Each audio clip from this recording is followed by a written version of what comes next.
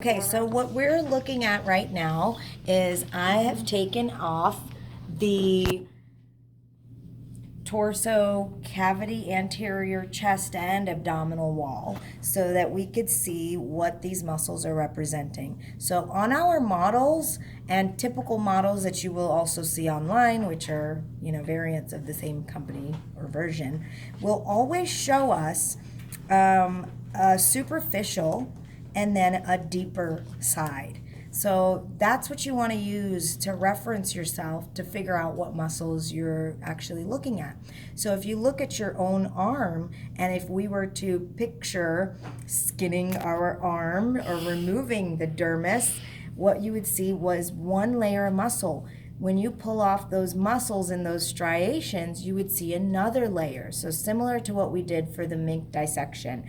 So all that means is that not both sides are showing all the layers. How do I know which side is deeper versus superficial? Well, this side is representing bone and the cartilage. So the costal cartilage and the ribs are shown. So I know that this right side is representing the deeper layer, and this is showing us the superficial layer. So right away, my landmark is the clavicle. You have the manubrium of the sternum, and I have this broad chest muscle on the anterior called the pectoralis major. Now, if I were to peel that off and then look on the deeper side of it, here is pectoralis minor.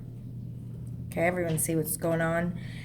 And down here, this is the external abdominal oblique muscles. And this side, we're representing this layer gone. So now we are looking at the internal obliques of the abdominal muscle. If you forget, this is in what direction? I'm putting my hands in my pocket because my pockets are on the outside, or my pants are on the outside.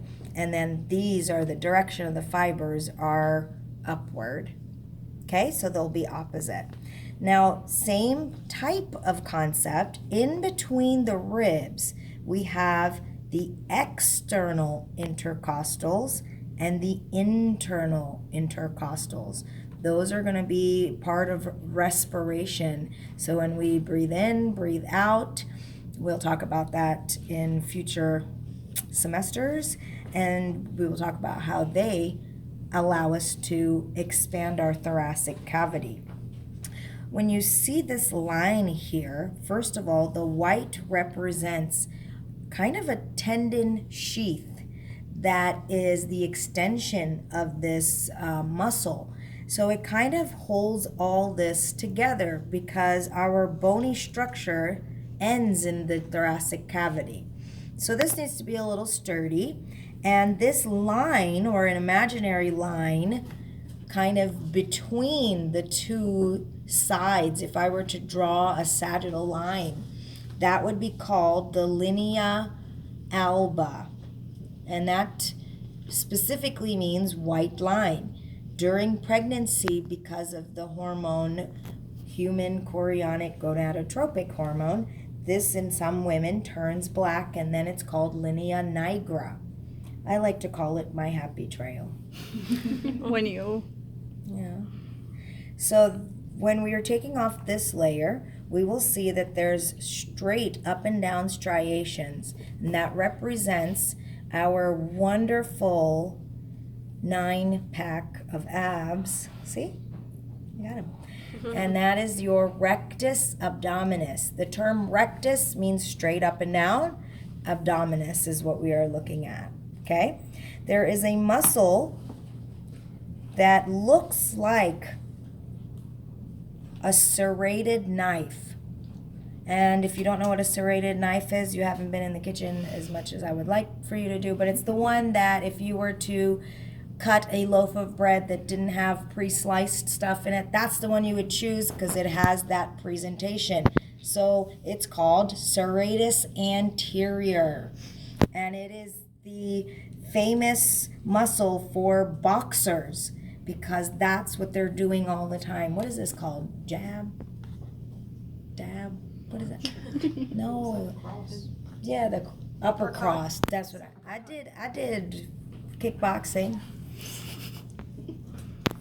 That was fun. Talk about getting out of aggression. Oh, a hook. That's exactly what I'm talking about. It's the hook. And that's the muscle that, if you do that motion, that's what you isolated.